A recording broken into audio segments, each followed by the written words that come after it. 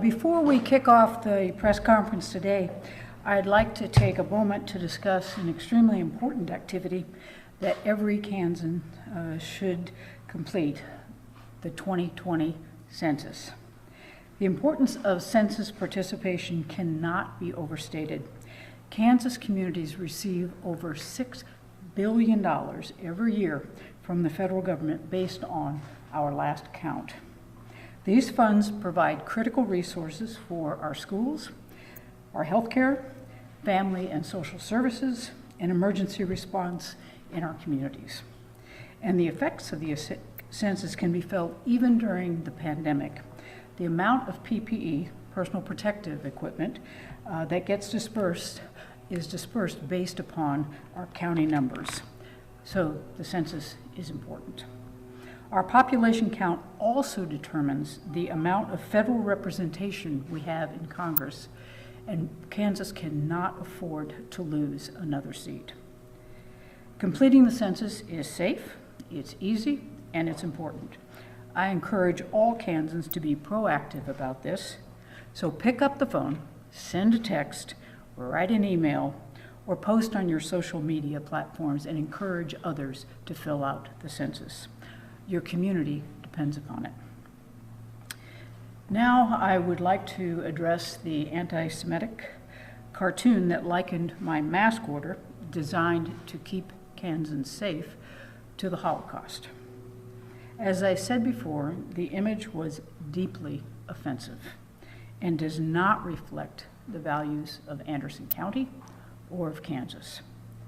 I'm glad that Mr. Hicks realized his significant lapse in judgment and apologized. That was the right thing to do. But the cartoon serves as an example of how politicized common sense public health measures have become. Using this type of rhetoric to describe a mask mandate didn't start with Anderson County Review. Many elected leaders in this state and across the country have chosen to dismiss recommendations from public health experts in favor of short-term political points. Many elected leaders, thanks to social media, anti-public health rhetoric and bogus science can be shared in homes all across our state.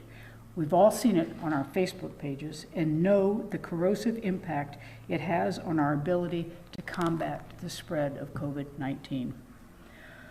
But the truth is that the Center for Disease Control is urging everyone to wear cloth face coverings in public settings and practice social distancing because these proactive steps work.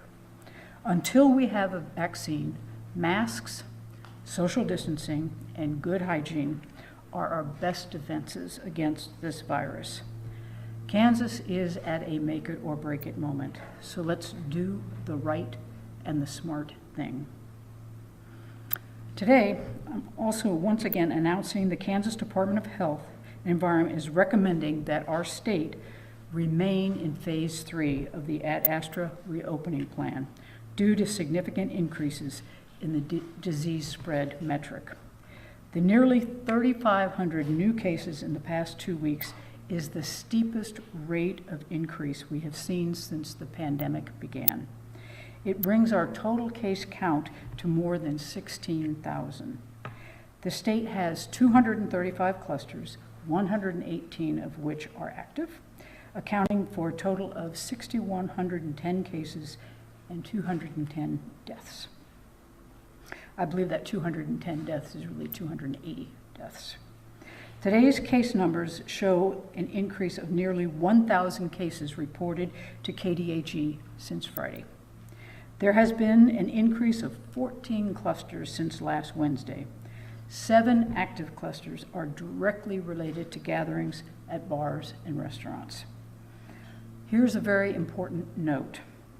There are no clusters at this time connected to barbershops, nail salons, or any other close contact service. That is not a coincidence.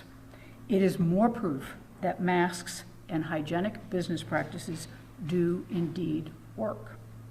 If we continue to ignore the experts, there is no question Kansas will end up like other states that have not taken this threat seriously. Just a few weeks ago, the governor of Texas resisted calls for a mask order, saying that the state didn't need a one-size-fits-all solution. Shortly after, as cases in Texas continued to skyrocket, the governor closed bars and reduced restaurants to half capacity. I can't stress the point enough. This is not about state and local control, and it's not a question of personal freedom. This is a matter of social responsibility while we're dealing with the worst outbreak of a communicable virus in a century. Every Kansan has an opportunity to step up to keep their loved ones healthy and keep Kansas open for business. I know there's been a lot of conflicting information out there. I also know certain elected officials and other influential voices would rather put their heads in the sand and keep ignoring this very real threat. 280 Kansans have died. Public health experts in my administration and beyond continue to tell me we can save lives by wearing masks.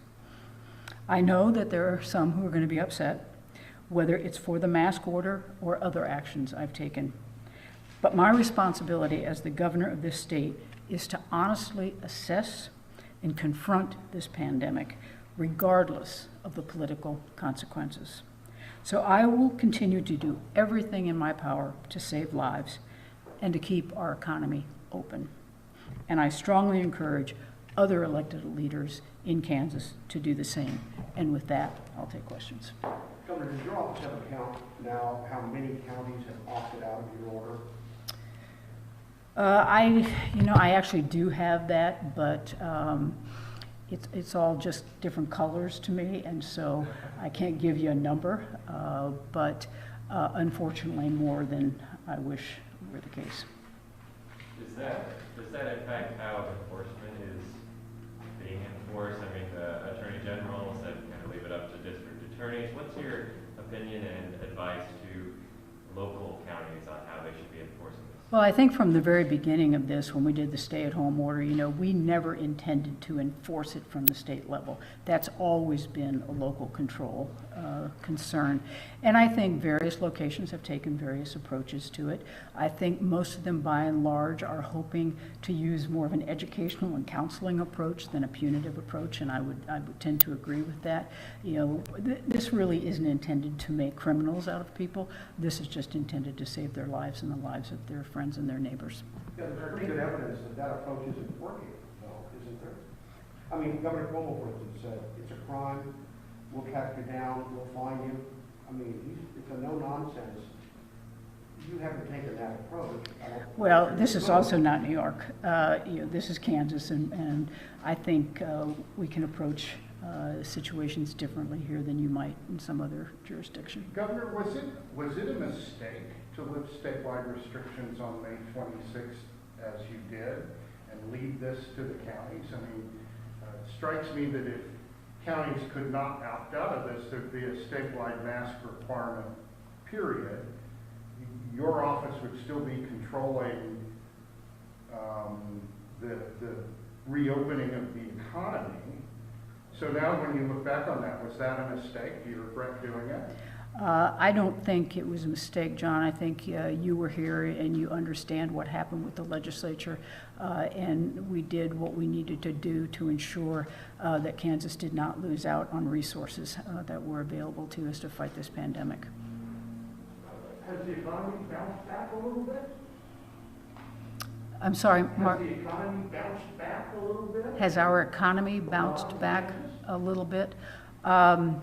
Actually, if I think about the revenue numbers that I have seen coming out since actually the onset of the pandemic, the impact to our economy was not as great as we had anticipated. I think you remember the April consensus revenue estimates were done, and every month so far we have outdone those. So I don't think the impact was as bad as we predicted.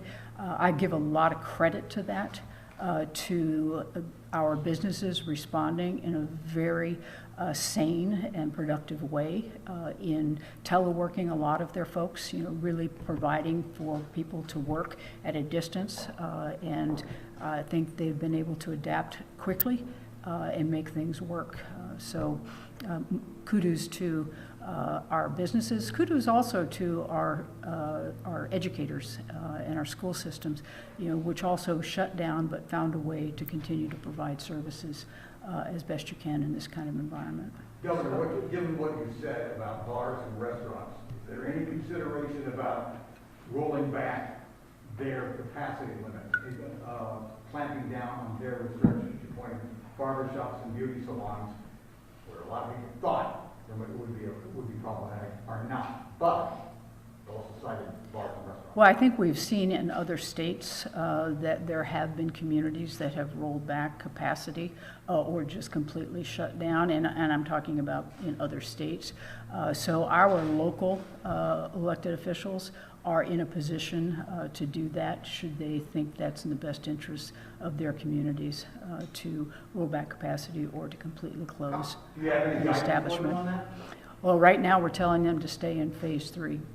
One more question? Governor, inevitably, I know you don't like to talk about the politics of all of this, but inevitably over the weekend with the cartoon and everything, a number of Democratic candidates were pouncing on the cartoon. And given all the rhetoric regarding the face masks, how much do you think Democrats might benefit electorally, given how much pushback the Republicans are giving on the face mask issue? They're very out there. They've been very adamant that they're against the mandate. To what extent do you think that might play out? And I know you don't like to look at it through this prism, but honestly, how much do you think that might benefit Democrats in the long run this year? Well, you're absolutely right, Brad. I don't like looking at this pandemic through a political prism, and I did not spend the weekend doing that, so I really cannot answer that question. I have no idea who something as absurd as that cartoon is going to benefit, if it's going to benefit anybody at all. Governor, speaking of education, how close do you think we are in the reopening of schools? A lot of people want to know about that. I know they do, and I am right there with them. I want to open our schools very, very much. It's important not only for the education of our kids, but it's also important to our parents. It's also important to our businesses that we have, not that schools are childcare, but they certainly do provide an outlet for parents to be able to go to work. So I'm very anxious to do that. I've got a meeting with the State Department of Education on this Wednesday, and we'll be discussing exactly that. When schools can open and how they can open. Is that state board meeting next week pivotal on that, on reopening schools?